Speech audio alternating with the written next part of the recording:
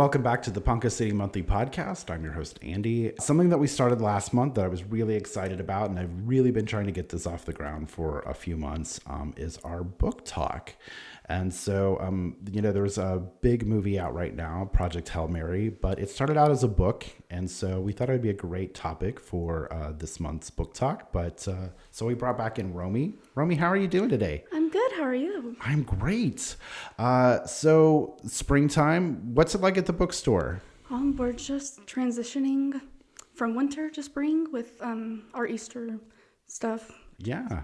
And just kind of bringing in some newer things and just getting ready for summer too and all our fun events that we're going to have then. Because you guys do quite a bit of stuff during the summer. Yes, we do. We normally do our children's reading program, and we have some other like trivia things planned and a lot of stuff that will give people things to do. One of my favorite things that you recently just did was the teddy bear sleepover. How did that go? Yes, that was super fun and cute to see all the teddy bears there, and they got into some mischief. They were playing with our train station and ice cream, so it seemed like they had a lot of fun. Good. Are you guys going to do anything like that over the summer? I'm not sure yet. Okay. I haven't heard, but keep an eye on our Facebook, and all right. I'm sure we'll... Since it is April and we're talking about things coming up in April, Independent Bookstore Day, a very important day, national across the way there. Tell us a little bit about that. Well, it's a day to celebrate your local indie bookstore, which is, of course, Brace Books. We're going to have some great deals on books, and we're going to do book brick painting, which is you'll get a brick and you'll get to paint the cover of any book you're choosing. And we'll be doing that and a tote bag giveaway, so stay tuned for that. And supporting your local bookstore is very important because you may not know this, but across the country, bookstores are closing left and right. It's just, book printing companies are closing left and right. So to have a local bookstore is very important, not only because they sell books all over, but they also highlight local artists, right? Yes, we have a lot of local authors in our store, their books, so we're... And they come in and do talks occasionally, right? Yes, we do a lot of signings throughout the year, and we just try to support them the best we can. And you guys have coffee and all kinds of great stuff, fun toys. I always like your toy section. Yes, we do. We have our coffee bar and our Melissa and Doug toys and some other toys that kids love to look through that section when they come in. So, did we say the date? What day it was? Oh, Independent Bookstore Day? Yeah. Is April 25th. Yeah, stop in. If nothing else, grab a coffee, paint a book, paint a brick to look like a book. Don't paint a book. But yeah. So we were talking a little bit. April is Easter month. Tell us about your favorite book this month. Oh, my favorite book this month is a retelling of Chicka Chicka Boom Boom, and it's called Chicka Chicka Peep Peep. You guys are going to be tired of me. I'm saying that over and over. I'm not. But the alphabet crew is Easter egg hunting, and unfortunately the eggs all fall out of the tree, and they have to decorate some new eggs, and then they have some bunny friends that come along and help them, and it's just a really cute book for spring and Easter. So nice. I really enjoyed it. So Chicka Chicka Peep Peep. We were saying that starting next time, you got to start bringing the books in so we can, because this has a really cute cover. I thought the cover was cute. Yeah, it is really cute. So yeah, and it's part of the. Now, is that a series or just a theme? It's just a theme. Chicka Chicka for the Boom most Boom. part. Yeah, it's like taking the iconic Chicka Chicka Boom Boom, and they've done a lot of different ones for holidays like Halloween and Christmas. So okay, it's a whole thing. So for this one, they put on some bunny ears and they're hunting eggs. Yes. And so it's a learning book. They learn as they go. Yeah, it definitely probably helps with the alphabet. Okay. They have the letters on there, and okay. so kids can see that. And we're gonna switch over, and I want to talk about the big blockbuster this summer, or so far this year. I think it's one of the highest grossing I saw. I think it's in 2 weekends, it's brought in over 300 million. Oh. So that's pretty good. Of course, we're talking about Project Hail Mary. Now, we both agreed that we kind of both got into this book because of the movie, right? Right. Yeah, For sure. I think we kind of established before we turned on the cameras that neither one of us are really sci-fi people. No, I'm not. I really don't read a lot of sci-fi, but this one drew my attention, and I heard there was a movie coming out. And Sure. I wanted to read the book first, because... Is it because you want to know what happened in the movie before the movie comes out? Definitely. I think I wanted to have all the information I could and then go see the movie, and I could be like, oh, they left this out, because I'm like that. I'm like, oh, they left out that part that I loved. So Yours is from you just want to critique them at the movie, right? Yeah, a little bit. Do you feel like that's your job as like a custodian of books, that you need to know if a movie is... Were you because you don't strike me as the kind of kid that would watch the movie and not read the book in high school. Were you? Yeah. You were? It depended. There's a... Well, what was one book that you decided not to read and watch the movie instead? And you lied. I don't know. Now you got me in this awkward position of... Yes. I just admitted. There's been quite a few that I was just like... Okay, I'll say Pride and Prejudice, because I've never read... That's a hard book to read. Yeah. Yeah. I love the movie, so... Were you able to fake it enough to pass? I think so. I don't know. I was just like, oh yeah, Pride and Prejudice is great. And Yeah. I know one day I'll read it. Maybe. Like I said, if I can get through it. It's a very hard book. Yeah. So. Especially, no, I'm sorry. Wuthering Heights is the one that's out right now that everybody's talking about. And I haven't read that book either. Yeah. So Project Hail Mary, what did you think of the book overall? I loved it. I think it's one of my favorites. For not being a sci-fi fan, I really enjoyed it. What did you like? Again, when you take the sci-fi out of it, what did you like about it? I love psychology. So I think just the psychology of being alone in space. Okay. And like how he dealt with that. And I loved the structure of the book. I'm going back and forth between, he wakes up, doesn't know who he is, or can't remember who he is. And just him getting back to that was very interesting. See, this is the conflict I have with doing this type of conversation, is because I don't want to give away the end of the book. And I feel like there's some pivotal information that kind of makes it hard to not talk about the book. But yeah, okay. So when he discovers how he got on the ship, how did that make you feel? Did you... I was very shocked. I was like, oh, the whole time I thought it was a, he wanted to... Sure. Type of thing. And to find out that it was the opposite of that. I was like, oh, that makes it even worse. It makes it interesting because of the situations that he's put in. I don't think we're giving away anything in the book by saying that on the onset of the book, he's alone in space because the other two astronauts that are with him have died. And they were on a 4-year mission to get to a star. There are some microbes that are eating the sun. A distant star has the same microbes, but their sun isn't being eaten. So he has to fly across the galaxy. Yeah. And then he gets there and all types of adventures unfollow. So that's kind of the premise. But yeah, he's alone in space because he was supposed to be with 2 other people, but they had passed. So he sort of has to deal with this. But in the unfolding of the story, we realize that he probably is the less capable of the 3 of them. Yes. Wouldn't you say? For sure. Yeah. He said he's not an astronaut. He doesn't know what he's doing there. And his 2 other people that were supposed to help him are gone. So he definitely did pretty good for not knowing what he was doing. But. Right. Yeah. Because to get them to this distant star, they had to put them in a coma. And in selecting the astronauts that went on it, they had to go through a series to see if they could survive being in a coma for 4 years. And a robot took care of them. Cute little story. But obviously not, because it didn't end well. But yeah.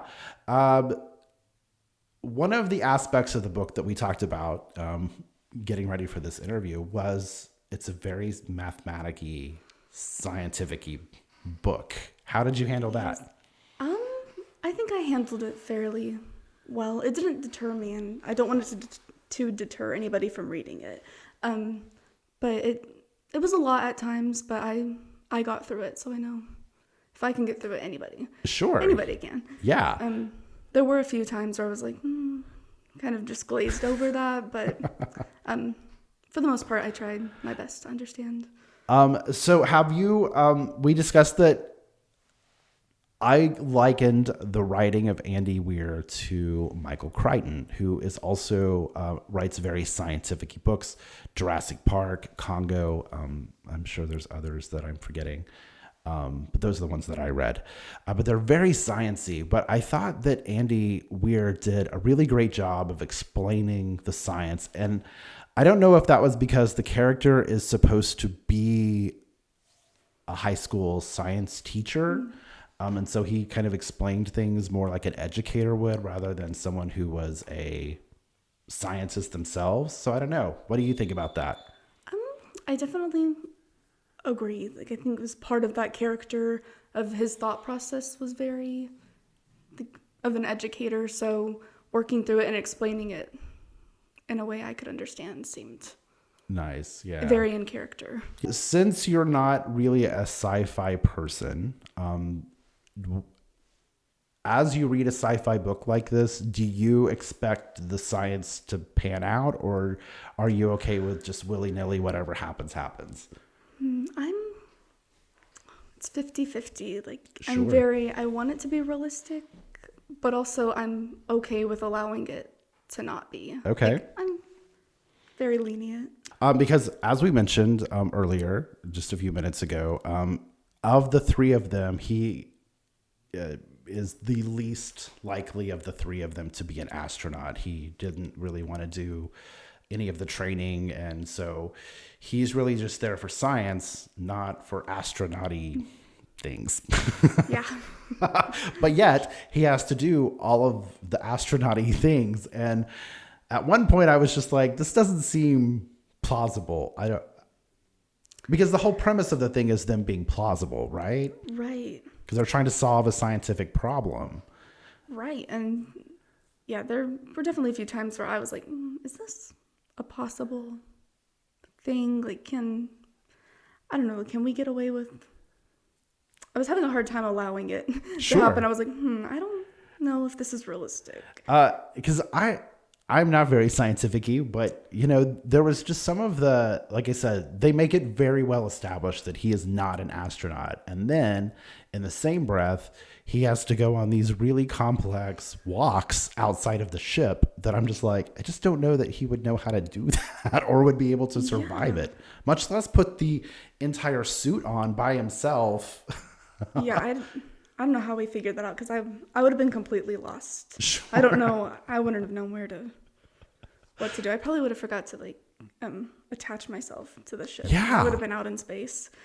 Yes. Because one part that, wasn't in the movie was the fuel canister that they used to power the ship gets blown off. And so he has to recreate a new one. He 3D prints it because they have that technology. And then he has to attach it to the ship. And in the book, he's out there for like 10, 15 hours. And I'm like, I just don't think that would work. I don't think so. But, maybe I'm too literal. I don't know. Maybe that's why I'm boring. Let's see. So we got to talk about Rocky, because Rocky's a very important part of the movie. He's been in all the previews, so it's not a spoiler to talk about it. When he gets to the distant star, he realizes he's not alone. Someone else has beat him to the punch, so to speak. There is a creature there. What did you think of Rocky? Oh, I loved Rocky. He's my favorite character, I think. He's just very funny. He really made the book more enjoyable, I think, to me, because I know that's one of the hooks for reading it. I was like, oh, there's something, he's going to discover something else. And Right. sure enough, it was Rocky. It was And Rocky. he's just a smart little alien guy, and turns out him and Dr. Grace are in the same predicament. So Yeah, they help each other out. they do. I thought it was very fun. Did Rocky look in the movie like you thought he would from reading the book? I'm very bad at imagining like the characters in my head. I don't know if I just don't have a visual Okay. mind like that. So it was nice to see how they did, how they made Rocky look. But I didn't really have a set idea. I was just like, oh, he's just a little spider thing, which kind of freaked me out. But Made of rock. yeah, I was just like, I don't know how this is gonna work on the screen, but they figured it out. Again, one of the things that you just sort of have to suspend your idea of what's going on is the way they were able to communicate so fast. Yes, I was like, how do we come up with this so quickly? Because at one point it's like, oh, he sort of figures out how to communicate with him by developing a program that he has on his computer. And then it's like, and then in the next scene, it's like, oh, we have 500 words. Yeah. I'm like, I don't think it works that way. Yeah, but no, I don't think what so. do I know? I'm not a linguist either. Yeah. So yeah, I think the fact that this high school science teacher is, again, he's a doctor. They established that in the first part of the book. The reason he's a science teacher is because he was a scientist and kind of wrote a paper about extraterrestrial life forms and how they are formed from water. And nobody really sort of believed him. And so that's how he gets wrapped up in all of this. Yes. Because, yeah, he was a disgraced scientist, just ended up teaching high school science. And then they adopt him into this program. How did you feel about the way the program shaped? Do you think the worlds could come together and do that? I don't know. I want to say yes, but I don't know. I feel like that'd be a very difficult to make everybody understand. Like, we have to work together. So, I'm glad it worked out in the book and the movie, but I don't know how long it took them either to establish this program. So yeah. But yeah. In the story, what did you think about the ending of it? How did you think it ended? Was you shocked at how it ended? Before we talk about this, I just want to put a blanket spoiler alert, because we're going to talk about the ending, because it's my favorite part of the book. And I was most intrigued to see how they were going to bring it into the film. So spoiler alert, if you haven't read the book, if you haven't seen the movie, don't watch any further. Yeah, you've been warned. You've been warned thoroughly. I did like the ending. Did it surprise you? Did you think he was going to go home and life was going to continue? For a minute. Okay. I did, and then I kind of thought about it. I was like, but what does he really have back on Earth type of thing? Like, he kind of remembers how he got on the ship, and then But she was forced on this ship. Yeah, we can say that now because we've said Yeah. the spoiler thing. He was forced. He didn't go willingly. They drugged him and put him on the ship. He woke up at the start. Yeah. And I think, My favorite line from the movie was, "I put the knot in astronaut." yes. Yeah. So, yeah, I'm kind of glad he didn't go back to Earth. I think he kind of realized, it's a once in a lifetime Sure. opportunity to be able to just go live on another planet. So, Right. I don't know. I was surprised a little bit. I think. Yeah. Because I thought the book was over. He was going home. Don't hate me. I read Kindle books. I read digital books. I've talked about this a lot. I have such a vast collection of books that if I kept them in my house, I wouldn't have room. So I didn't know that there was another chapter. I thought I was at the end of the book. He's going home. That's the end. And then no, he's not, because he finds out that Rocky, because the the microorganism that they're tracing also is a significant fuel source. So that's how they get to the star so fast. And it's how he's going to get home. But then they discover that the microorganism has eaten all their fuel. Yes. And he decides to save Rocky, who also has had all of his fuel eaten. I feel like we're skipping huge parts of the book. There's so much to cover that it's like, wait, did we already mention that? Like I said, it's a really interesting book. I thought it was fun. I thought the movie was pretty good. Speaking of the ending, so when he gets to Rocky's planet, I thought in the book they described it as being dark and like nothing could be seen. And in the movie, it's like this beautiful planet where, and I realize he's in a bubble. They did describe that he's in a bubble. But yeah, that to me, I thought was weird. It was like it was supposed to be weird and isolated. I don't know if it translates better on screen, like, sure. Or if, I don't know, the audience wants to see a beautiful planet. They don't want to see it. And I think that for me, the reason that it seems so weird was that in the book, with it being such a dark and hostile planet, and they've kind of just made a bubble for him to live in, where, interestingly enough, he has to eat himself to be able to survive. Yes. They leave that out of the movie. Weird. I don't know why they would. But yeah, they have to clone his muscle tissue. And that's how he survives on this alien planet, is by eating his own muscle tissue. Yay. Great. So all of that combined, I thought, is what made him wanting to stay on the planet when they give him the option of going home much more interesting. Whereas in the movie, it's like it's this beautiful planet that he lives on with a beautiful beach and blah, blah, blah. So, yeah, why would he go home? But yeah, in the book, it's like, I don't know, maybe go back to Earth.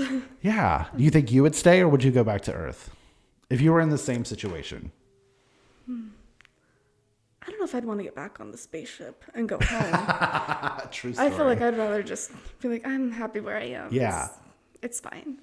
And also I did enjoy how we kind of found that purpose on that planet too, of like teaching the little rock people. Yeah, little rock people. Yeah. So overall movie, what did you think? I did love it. I think they did a really good job at taking the book and like adapting it. I feel like it was good. 5 stars. 5 out of 5 stars. Nice. Okay. I thought it was good too. I thought the directors, whose names slip me right now, they did a great job of showing sort of the funny side of the comedy side of like, okay, here's this guy who's not an astronaut and he's going to have to go out and do these spacewalks. Because he was doing cartwheels and things like that, which, him jumping from one ship to the other ship, I thought was crazy. But again, because he's not supposed to be an astronaut, he's not supposed to know how to do any of this stuff. So yeah. And also 3 hours, that was a really long movie. Yeah, that was a marathon. Yeah, there were a few times where I was like, okay, like, are we almost at the end? But I enjoyed it. I think the cinematography was really beautiful. They did a good job on that. I agreed. I thought it was a great. I understand they didn't use a lot of CGI. A lot of that was real. So they built those giant sets. So I thought that was very cool. But yeah, I thought the movie was great. I would say 4 stars because I thought it was a little long. Like it needed to be maybe a little shorter. They left out some parts. They could have left out a little bit more. Yeah, for sure. Make it a little bit shorter. Did you see the movie here at the movie theater? I did. Mm-hmm. Fantastic. What did you think of the movie theater? I really like it. I've been a few times before. Cool. Project Hail Mary, but nice. I like it. Free refills on popcorn and drinks, and it's reasonably priced, so I really liked it. It's very nice in there. It is. The reclining seats are very cool. Yes. All right, Romey. Well, thank you so much for popping in again with us. Any hints on what next month's might be about? How far out do you read these books? You're like the weeks. Day before I watched the movie. No, I try to be like a few weeks. Okay. I did another memoir for next month, so. Okay, so we're looking forward to another memoir. That's all you're gonna give it. You don't remember the name of it. That's what it is. I don't know. Don't want to give too much away. No, okay. I covered or I'm gonna cover Liza Minnelli's memoir. We're gonna have lots to talk about that. So yeah, love Liza. So had to read her. All right. Also, don't forget Independent Bookstore Day is April 25th. The 25th. 25th. April 25th. Stop by Brace Books. Say hi to Romey. Check out the books. They're in the back at the service counter. I don't know what you call it. What do you call that? Oh, just the counter. Yeah, just the counter. Romey's office. Yeah, pretty much. So stop in, say hi to Romey, check out Independent Bookstore Day, paint a book cover, do some fun stuff. All right, Romey, have a great day. Thank you.